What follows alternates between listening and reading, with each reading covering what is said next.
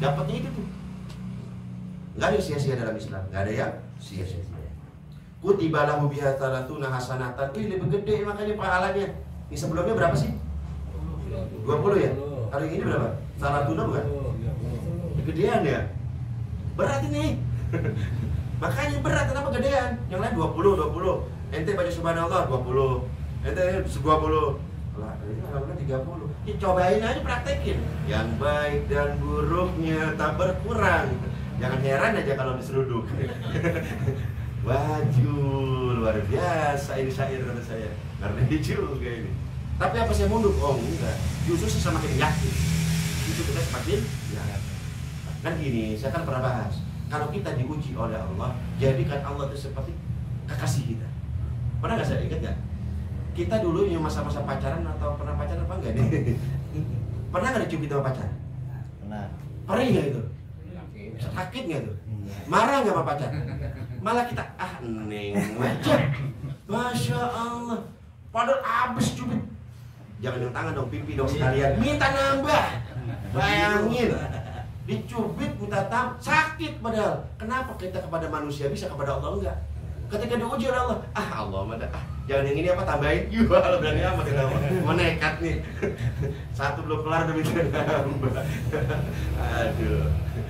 Nah gitu, jadiin Allah kekasih kita. Kalau kita jadikan Allah kekasih kita, indah aja udah indah.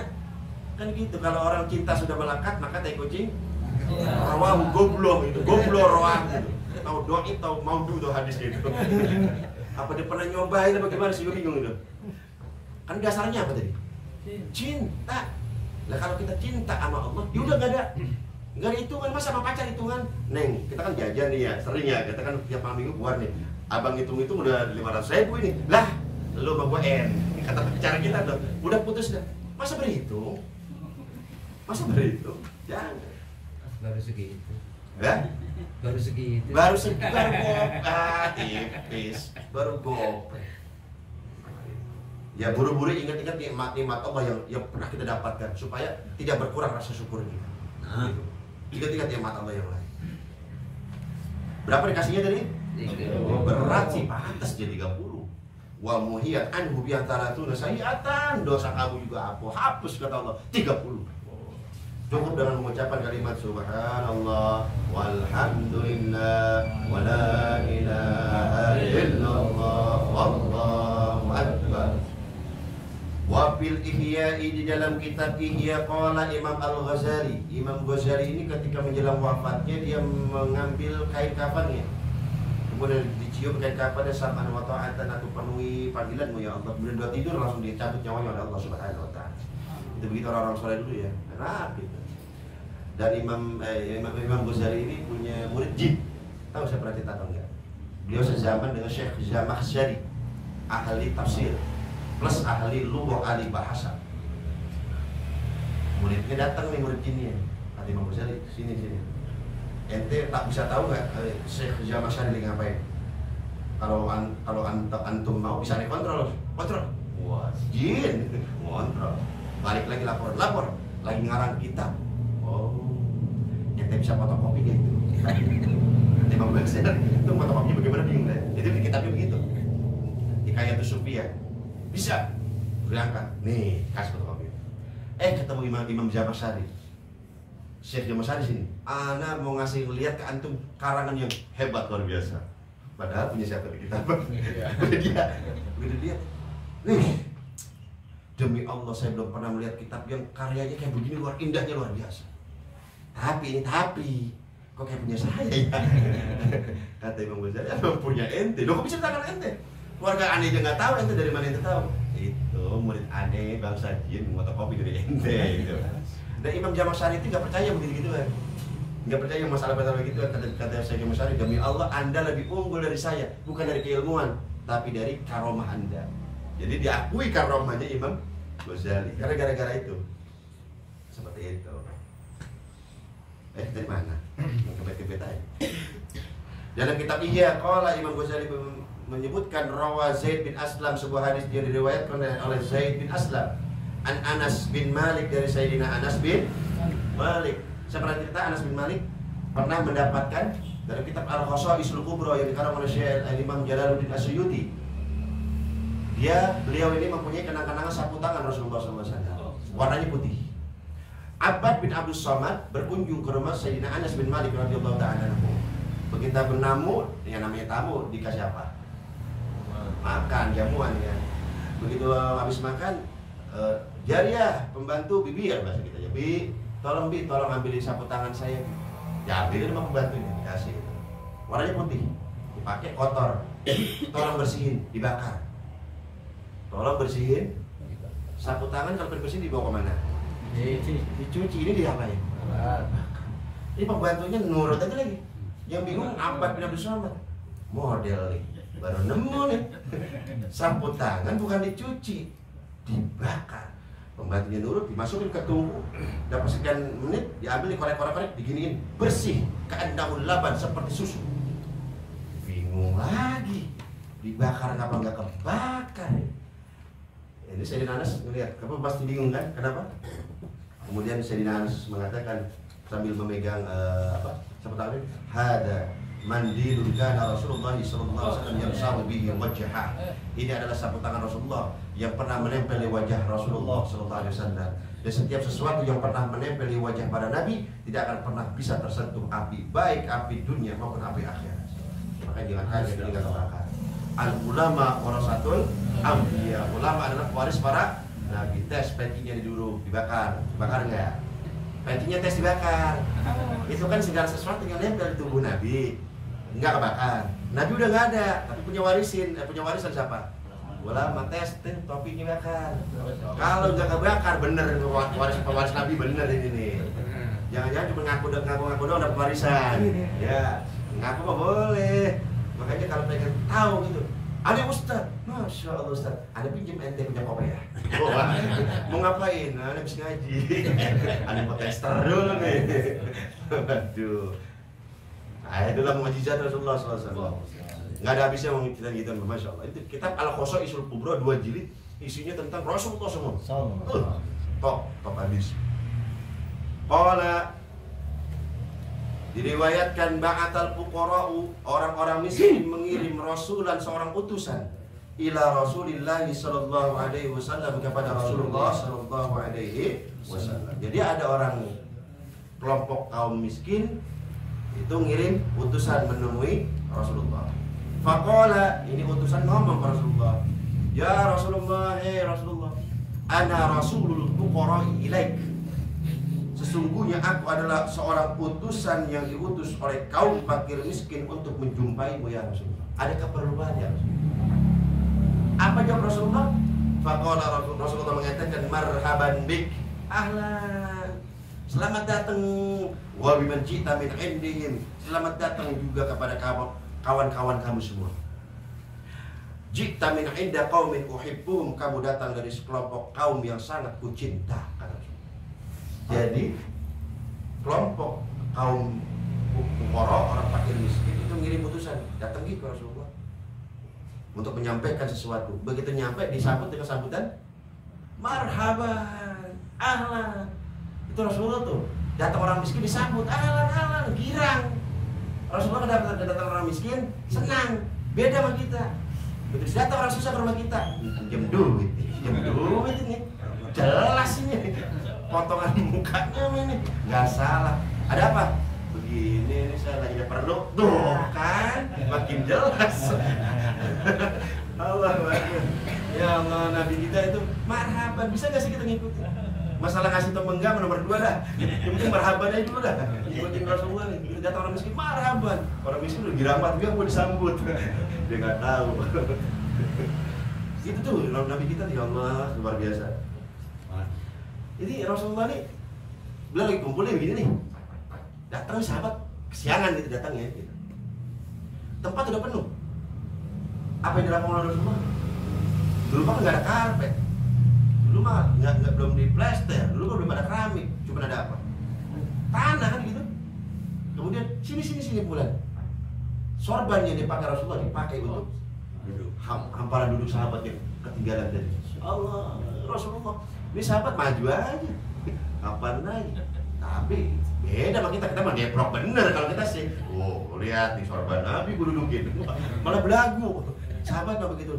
Langsung dipeluk dicium. Nggak mampu saya melakukan ini ya Rasulullah. Nggak mampu. Ya, udah mendingan saya tanah aja. Itu gitu. Beda sama kita, malah songong gitu. Enggak. Jadi datang utusan orang fakir miskin menemui Rasulullah. Kemudian disambut oleh Rasulullah, marhaban, ahlan. Selamat datang. Qala fulan, kenapa, ada apa? Ada perlu apa? Ada yang bisa saya bantu? Gitu tuh. Qalu, ini saya mewakili kelompok orang-orang miskin ya Rasulullah. Ya Rasulullah, innal agniya adhabu bil khair. Ya bil khair. Ini namanya khair, bil khair. Sesungguhnya orang-orang orang-orang kaya itu telah mendahului kami dalam hal kebaikan ya Rasulullah. Kami kalah setar ya Rasul. Kebalak mulu. Yahujuna wala naqdiru alaih. Mereka bisa pergi haji, kami enggak. Aduh. Wa ya'tabiruna wala naqdiru alaih. Mereka bisa umroh, kami enggak. Gitu.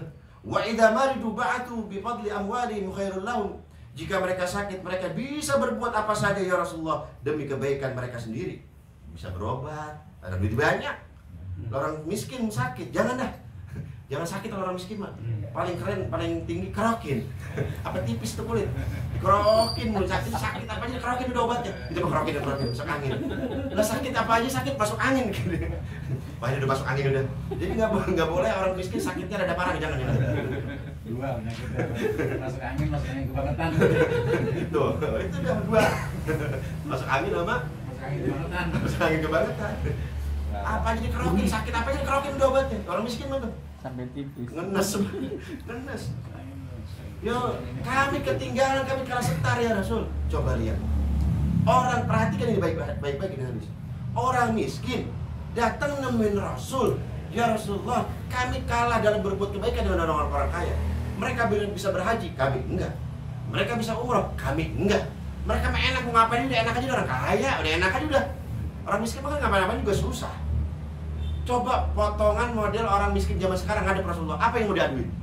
Ya Rasulullah, orang kaya punya mobil, saya kagak. Orang kaya punya motor, saya kagak. Kapan kita punya motor? Dunia mulu dunia maksudnya. Coba lihat sahabat zaman dulu. Mereka haji, kami nggak bisa berhaji. Mereka sedekah, kami nggak bisa sedekah. Agama. Kalau orang miskin zaman sekarang, Dunia. tadi banda, harta. Orang kaya punya mobil, masa saya enggak ya Rasul? Apa kasih amalannya? Besok subhanallah wa bihamdi subhanallah azim. Merutuk itu duit. Amin. Amin. Yaudah saya aja yang berarti amin. Udah gak mau aminin.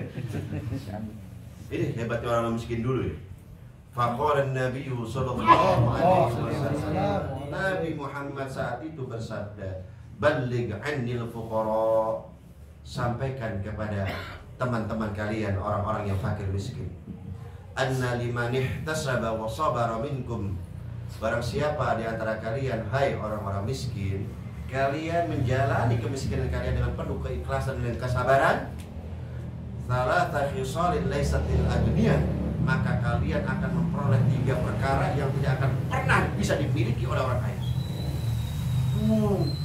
Diangkat sama Rasulullah. Kalian miskin, sabar, ikhlas, kalian mempunyai 3 keutamaan. Dan 3 keutamaan ini gak bakalan pernah bisa disusul oleh orang kaya, sebaik apapun dia. Asal dengan catatan apa tadi? Sabar dan ikhlas. Susah loh ikhlas miskin. Gue mah ikhlas banget miskin dah. Ikhlas, susah itu.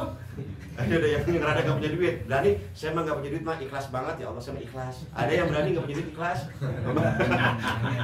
Ya, apaan? Makanya di sini yang ikhlas menjalankan. Aduh, berat ini.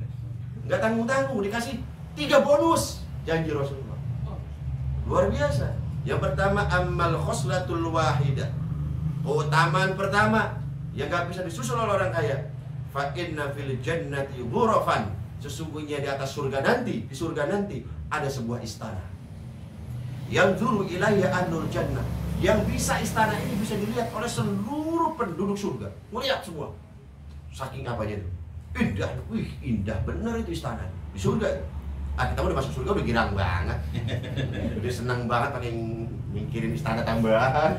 Jadi emperannya jadi dah, gitu udah emperannya ya. Yang penting mandi di mana? Sauban radhiyallahu taala anhu yang pernah saya sampaikan, bukan neraka, panasnya neraka yang beliau takutkan, bukannya nikmatnya surga yang beliau rindukan, tapi beliau khawatir kalau saya masuk neraka, aku selamanya tidak bisa memandang wajah Rasulullah lagi. Gitu, sahabat, masya Allah. Semoga kecintaan kita sama besar dengan para sahabat Rasulullah Muhammad SAW. Jadi ada istana nanti di surga yang bisa dilihat oleh seluruh penduduk di surga. Kama yanzuru ahlul ardi ila nujumis sama. Sebagaimana jelasnya itu istana itu, saking jelasnya seperti jelasnya kita di dunia ini melihat bintang-bintang yang ada di langit. Indah banget kita lihat ke atas langit ya, yang lagi cerah. La yadkhuluha, tapi sayangnya itu istana nggak bisa sembarangan orang yang masuk. La yadkhuluha, tidak ada yang bisa memasuki itu istana illa kecuali nabiyun fakirun, hanya khusus untuk nabi-nabi yang fakir. Au syahidun fakir, atau orang-orang yang mati di jalan Allah dan dia orang miskin. Au mu'minun fakir, juga orang mukmin yang fakir, dia akan memperoleh sebuah istana di surga ini. Pokoknya biasa aja, orang mana gak tertarik sama sekali. Milih kaya juga kayaknya. Istana gak ngaruh, Pak. Gak ngaruh, jadi lanjutin aja dah. Wataniyatu yang kedua, barangkali bisa menambah tertarik supaya miskinnya ikhlas. Dan bagaimana gak diikhlasin, udah miskin, ikhlas aja kenapa sih? Lu pikirin baik-baik. Saya mah gak ikhlas mengaji, saya harus kaya. Lu miskin-miskin juga. Udah miskin sengsara lagi, gak dapat surga lagi. Udah mendingan ikhlasin. Jadi pakai nggak ikhlas, dia tetap miskin ya, Mbak. Aduh, macam-macam aja orang miskin. Nggak boleh sakit, ingat, orang miskin nggak boleh sakit. Ada syukur. Syukurin aja udah. Tadi kerokan aja. Wasaniyatu yang kedua, yadkhulul fuqara'ul jannata. Orang-orang miskin nanti dia akan masuk ke dalam surga Allah qablal agniya, jauh sebelum orang kaya masuk ke dalam surga. Seberapa jauh jaraknya? Binis piyaumin. Nggak jauh sih, cuma setengah hari bedanya. Orang fakir miskin masuk surga dengan orang kaya bedanya cuma setengah hari. Wa huwa khamsumi'ati amin. Setengah hari itu sebanding dengan 500 tahun tapi. Wah, cuma setengah hari doang. Ajarin dah kata orang kaya. Gopur. Jarin lu duluan ayo. Kalau orang Betawi bilang pur, ayo duluan enggak apa-apa, ntar ada balap gitu. Itu bahasanya setengah hari. Tapi setengah hari di akhirat nanti sebanding dengan 500 tahun. Wah, nggak bisa orang kaya. Menyusul pakai apa dia? Sekencang-kencangnya mobil nggak bisa udah 500 tahun. Nah ini ada yang pernah nanya sama saya begini. Ini orang, masya Allah nih kayaknya liberal. Allah kayaknya nggak adil. Allah dibilang apa? Wa ma rabbuka bidzallabin lil 'abid. Dalam Quran, Allah Tuhan kamu itu tidak akan pernah berbuat zalim sedikit pun kepada makhluk. Gak ada istilah Allah itu zalim. Makanya jika aku masuk neraka semata karena adil, lawan kata adil zalim. Adil aja Allah mah adil aja. Kayak gitu. Dia bilang begini, kenapa gak adilnya saya tanya? Kesian si Abu Lahab diazab sama Allah dari kapan tahu sama orang yang baru maksiat kemarin, terus besok kiamat. Cuma sehari doang diazab. Kalau Abu Lahab kan dari kapan berapa ribu tahun lama disiksa, digedikin, dipukulin, dikepretin, wah tendangin. Ini ada orang kali maksiat mati, gak perlu, kiamat kan kelar, beres, gak adil. PA ada orang kacau nih, bisa jawab. Ini nih hadis ini gimana? Ente jangan ngukur pakai hadis, pakai dalil di dunia. Alam barzakh itu, alam kubur itu, alam akhirat, bukan lagi alam dunia. Maka ente harus menimbang dengan timbangan alam akhirat, karena itu dalam kubur. Lah bayangin setengah hari sebanding dengan 500 tahun. Emang dia mati sehari, tapi itu siksanya dipulin sekaligus. Kalau yang lain mah dicicil, tabok sekali, istirahat, kepret lagi, istirahat. Ini mau enggak nih? Baru napas, baru napas gabru. Lah kayak bisa mau kiamat. Ini saya nggak ada istirahatnya, bisa mau kiamat. Nah kalau Allah mau bilang apa? Dan saya sampaikan jawaban saya ini ke kiai saya. Jawaban Ustadz betul nih. Enggak segala sesuatu jawaban harus pakai dalil. Karena dia udah ngaco tadi. Masa Allah dibilang nggak adil, Pak. Seharusnya ente jangan bilang begitu. Seharusnya ente bersyukur Allah nggak menjadikan ente Abu Jahal. Coba kalau ini jadi jalan untuk ente yang disiksa. Ini ya mikirnya begitu, coba di umat Islam apa manfaatnya itu? Iya. Gak ada manfaatnya. Jadi ternyata keutamaan nomor 2, orang miskin itu wah belagu dia, sombong dia. Duluan ya. Selisihnya berapa lama? Setengah hari doang. Saya susul, tapi sebanding dengan 5 tahun masih biasa aja, Pak. Miskinnya belum ikhlas ini. Miskinnya belum ikhlas. Yang ketiga keutamaan orang miskin. Idza qala al-faqiru, jika ada orang miskin mengucapkan kalimat subhanallah walhamdulillah wala ilaha illallah wallahu akbar wa qala al-ghaniyyu mithlu dzalika, dan orang kaya juga nguping kan apa utamanya ini, gue juga bisa baca subhanallah subhanallah alhamdulillah alhamdulillah, nggak bisa saya susul lagi. Kata orang kaya itu mah duluan gua bisa, ada baca kena dia lagi kan. Waduh, kata orang miskin gua kesalip lagi. Meskipun orang kaya membaca doa bacaan yang sama, yang kalimat subhanallah alhamdulillah wala ilaha illallah ini, lam yalhaqil ghaniyyu bil fakir, tetap itu orang kaya tidak bisa menyusul orang miskin. Tetap orang miskin yang paling dulu. Makanya syukur banget jadi orang miskin. Masuk surganya paling dulu. Itu kan biasa aja. Masih belum ikhlas juga miskinnya. Padahal udah jelas miskin. Mendengar penjelasan dari Rasulullah ini, faraja'a rasulu ilaihim, kemudian ini utusan tadi dari orang miskin pulang balik kandang, menyampaikan berita Pak akhbarahum bima qala Rasulullah SAW, mengabarkan kepada orang miskin, anak udah dapat kabar, kita kudu senang, kita kudu gembira, karena kita memperoleh 3 keutamaan. Yang pertama apa tadi? Ayo, orang miskin semangat dong. Gak ada kacau. Dapat apa tadi? Istana di surga. Yang kedua, mendahului orang kaya selama jaraknya 500 tahun. Dan kalau seandainya orang kaya baca ini, tetap nggak bisa nyusul, sebab ini keutamaan khusus untuk orang fakir miskin. Dikabarkan kabar ini kepada orang-orang fakir, maka faqalu, saat itu orang fakir yang ada di Madinah mengatakan radina, kami ridho ya Rasulullah, kami ridho jadi miskin. Oke, kita miskin. Oh, ini nggak ada yang bilang oke. Terpaksa banget. Ikhlas dah sudah. Lah iya, mesti bagaimana lagi? Ikhlasin aja deh, tanggung. Ikhlas dipaksa. Ikhlas dipaksa. Terus gimana, kaya kagak? Urat miskin kuat nih.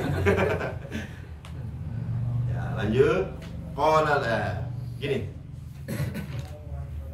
Apabila Anda mengejar dunia, maka Anda nanti di hari kiamat di timbangan mizan tadi akan dikejar-kejar oleh Allah.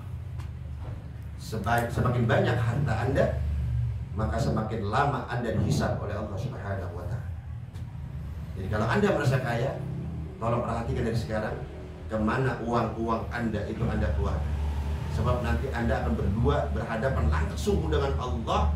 Sehebat apapun argumen Anda, saat itu mulut Anda ditutup oleh Allah Subhanahu wa Ta'ala. Al-yawma nakhtimu ala afwahihim, saat itu akan tutup mulut kalian. Kemudian wa tukallimuna, tangan yang ngomong. Kemudian wa tashhadu arjuluhum, kaki yang bersaksi bimakanu yaksibun, apa yang mereka perbuat dulu ketika di dunia. Orang kaya, tolong dari sekarang pikirkan itu baik-baik. Semakin kaya Anda, semakin lama Anda dihisab oleh Allah Subhanahu wa Ta'ala. Yang macam-macam. Bagi orang-orang yang hidupnya menengah, ini Rasulullah Masya Allah menenteramkan hati kita. Dalam sebuah hadis diriwayatkan oleh Imam Tirmidzi, apabila kalian tinggal di rumah dengan nyaman, istri bisa diatur, anak nurut, tetangga baik, keluarga nggak banyak nuntut, badan kalian sehat, nggak sakit-sakitan, ya, badan sehat nggak sakit-sakitan, maka saat itu dia seakan-akan telah memiliki dunia dan seluruh isinya. Apalagi sih? Kita ini kan pergi dari rumah itu nyari nafkah karena dorongan siapa? Enak kan? Abang mau kemana bang? Bapak mau kemana pak? Mencari nafkah? Gak usah. Neng mah ikhlas banget. Hari ini nggak makan. Wah iya. Enak gak begitu? Enak. Kan makanya Rasulullah bilang kalau bini nurut, anak gak banyak nuntut, badan sehat, sakit jarang, udah indah banget itu hidup itu. Syukurin itu. Sebab orang kaya yang duitnya banyak belum tentu merasakan kenikmatan itu. Belum tentu itu. Dan anehnya yang korupsi itu bukan orang miskin. Yang korupsi bukan orang. Sebab orang miskin menerima gocap udah senang banget sih. Wah, gila. Orang kaya mah dapat 1 juta. Aneh 1 miliar, ini 1 juta buat apaan? Makanya lebih gede lagi nilainya. Makanya nggak ada orang miskin korupsi. Paling ya kita ada paling tinggi cepet. Paling tinggi. Di beras itu juga. Makanya saya ingatkan lagi sekali lagi, bagi Anda yang punya harta, paksa Anda sendiri, paksa diri Anda sendiri mengeluarkan harta Anda sebelum Anda memaksa Anda mengeluarkan harta Anda. Kalau Anda punya harta, paksa, keluarkan sebelum Allah yang maksa. Kalau Allah udah maksa, repot. Duitnya banyak, sakit. Ini duitnya dipakai buat lomba. Allah maksa tuh. Gandel banget sih, susah dibilangin. Dari kemarin gak mau zakat, dari kemarin gak mau sedekah, dari kemarin gak mau bantu orang, dipaksa sama Allah.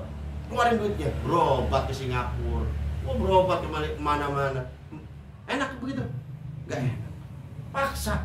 Kalau gak dipaksa, anaknya kena narkoba, istrinya lah begini, keluarganya lah begitu. Paksa diri kita sendiri sebelum Allah yang maksa. Rasulullah mengingatkan kita, orang yang kaya secara hakiki itu bukan orang yang banyak duitnya, bukan orang yang banyak hartanya, akan tetapi orang yang kaya sejati adalah al-ghinan nafs, orang yang kaya hatinya. Semua tergantung masalah hati. Makanan semewah apapun yang dihidangkan di hadapan kita, ayam ada, daging ada, semua komplit menu restoran, tapi hati nggak enak, makan enak nggak? Kenapa nggak makan? Hati Anda lagi nggak enak banget nih. Perasaan lagi nggak enak ini. Jadi makan yang segitu mahalnya juga apa? Tapi kalau hati lagi enak nih, makan ayam nambah itu. Iya lah ayam. Iya. Makan sama garam udah nikmat aja udah. Wah entar nambah mulu, hati Anda lagi senang. Tuh, ternyata bukan masalah enak makanannya. Ini yang jadi patokan. Yang jadi patokan adalah enak tidaknya kita punya hati. Nah, hati ini yang main itu adalah ilmu tasawuf, ini ilmu yang kita pelajari saat ini. Ajibatun. Ini amalan nih. Ini amalan nih ajib nih. Makanya ajib. Ajib itu bahasa Arab diambil oleh bahasa Indonesia menjadi ajaib. Karena orang Indonesia zaman dulu bisa ajib, nggak bisa. Ajaib. Padahal dari bahasa Arab yang ajib. Kita harus anti Arab. Ada ajaib ini. Ajaib. Kalau orang anti Arab, kita bilang ajaib. Dia nggak tahu kalau ajaib itu dari kata-kata Arab maksudnya ajib. Anti Arab tapi bahasa Arab dipakai. Kan lucu. Dzikru dzakara sahibul qirtasi hikayatan, di dalam kitab yang satu lagi, dalam kitab tetangga sebelah, yaitu kitab Syarah Ratib Al-Atas, dikisahkan ada sebuah riwayat nih, annal jinna, sesungguhnya bangsa jin, inda ja'lil asya'it thaqilah, inda hamlil asya'it thaqilah, ketika itu bangsa jin ingin mengangkat barang-barang yang berat, yalhajuna bil baqiyatis shalihat, mereka apa ini? Mereka terus menerus berulang-ulang membaca kalimat subhanallah walhamdulillah wala ilaha illallah wallah. Bangsa jin kalau ingin mengangkat suatu benda yang berat, dia buru-buru baca subhanallah walhamdulillah wala ilaha illallah wa subhanallah walhamdulillah wala ilaha illallah. Fatu'inuhum 'alal hamlits tsaqil, mereka pun mendapat pertolongan, itu barang yang berat jadi enteng.